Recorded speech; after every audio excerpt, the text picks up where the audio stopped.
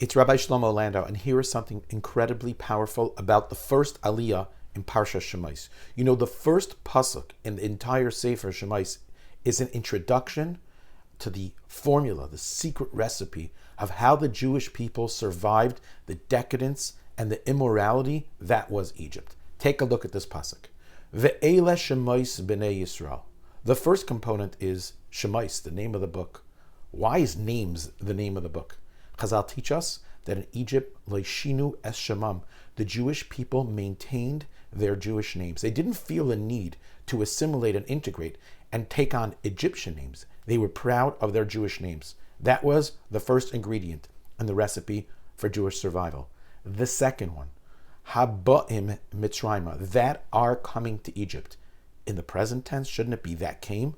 Haba'u, in the past tense?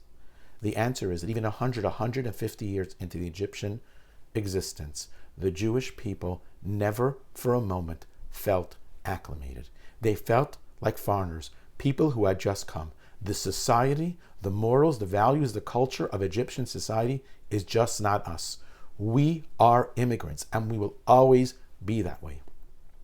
Es Yaakov, they came with Yaakov, the image of Yaakov, seared deeply into their conscience. Yosef has a challenge in Sefer Bereshis. He's about to capitulate to the wife of Potiphar.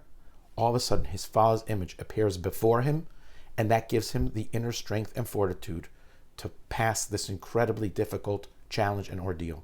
The Jewish people, when they made decisions in Egypt, it was always Es Yaakov. What would Yaakov have done?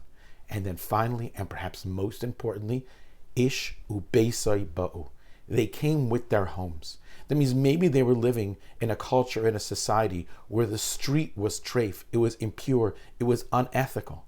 But when they closed the front door of their homes, they were transported back to their homes in Canaan, in Eretz Yisrael, with their father amongst the Shvatim. The Jewish home was never contaminated. It wasn't impacted and affected by that which was on the Egyptian street. These ingredients are the ingredients for the survival, the eternal survival of the Jewish people. We need to be proud of who we are. We need to retain our Jewish identity.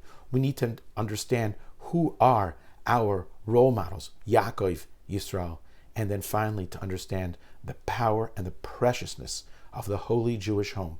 We can close the door to the street, and we can be in a sanctuary, an abode of Shekhinah, of holiness.